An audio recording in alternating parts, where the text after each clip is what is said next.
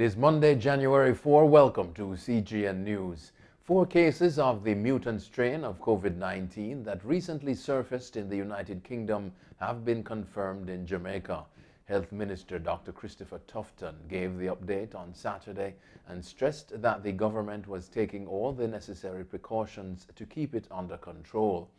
The 4 positive samples were among the 20 confirmed coronavirus cases out of the 301 passengers who arrived from the UK on December 21. Jamaica has restricted flights from the UK until January 31 because of the newly discovered strain of the virus in that country. Lawyers are fighting for the release of a Jamaican who they say has been unfairly imprisoned in Barbados for breaking quarantine. Dean Scott, 49, walked out of a quarantine facility to buy a drink next door. He returned shortly after and was arrested for breaching the Disaster Risk Management Act.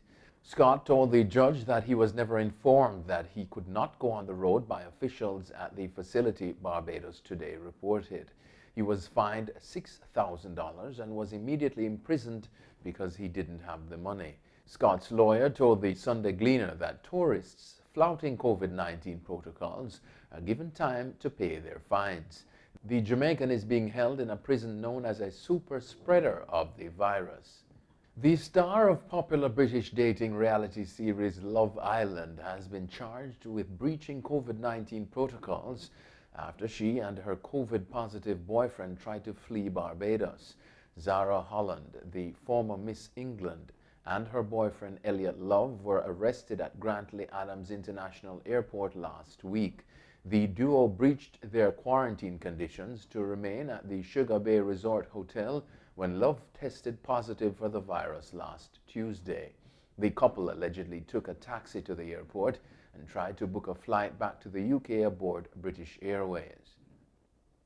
A proposal to award the 2021 Nobel Peace Prize to a contingent of Cuban doctors who specialize in disaster situations and serious epidemics has been endorsed by 4 members of the British Parliament. The official site of the Cuba Solidarity Campaign says the parliamentarians highlighted the humanitarian aid provided by Cuba and the Henry Reeve International Contingent of Doctors. Nominations for the Nobel Peace Prize have a deadline of January 31 of each year.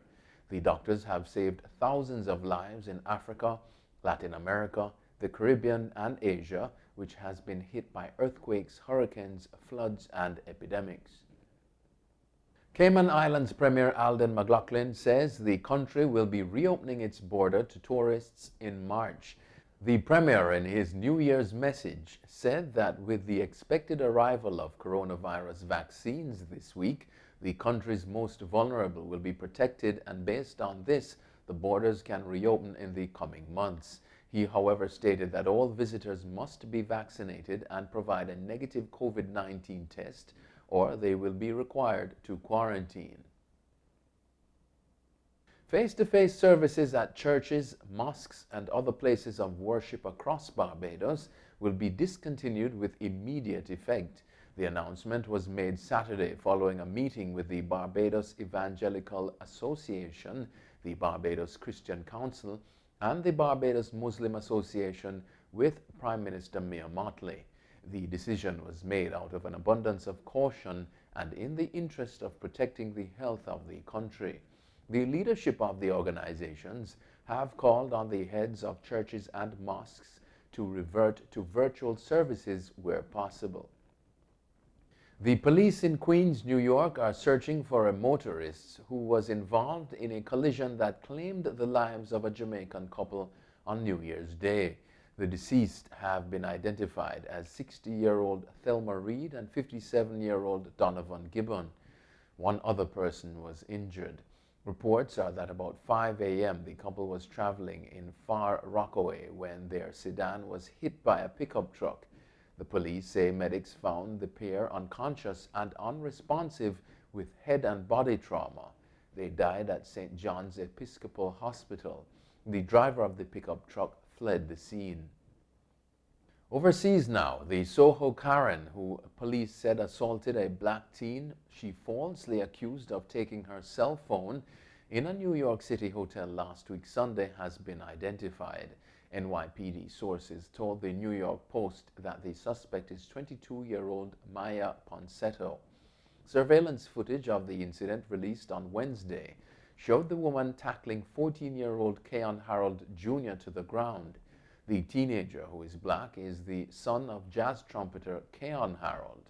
The elder Harold shared his own video of the incident, which took place in the Arlo Hotel in Manhattan, to Instagram.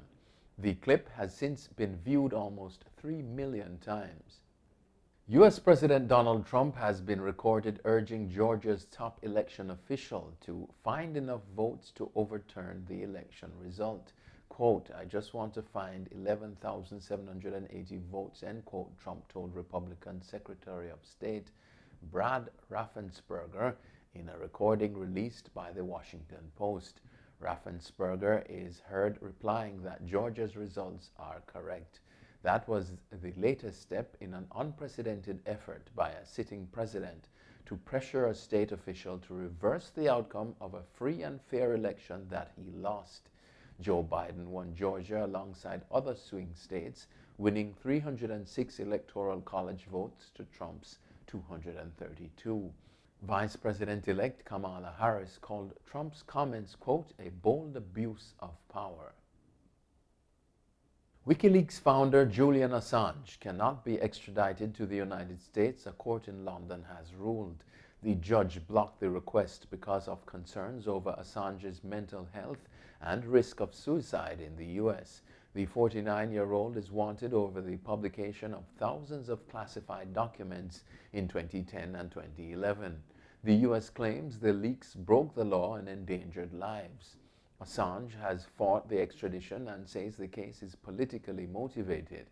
According to the BBC, the U.S. authorities have 14 days in which to lodge an appeal and are expected to do so. That's it for CGN News. I'm Scott Wilson. Thanks for watching.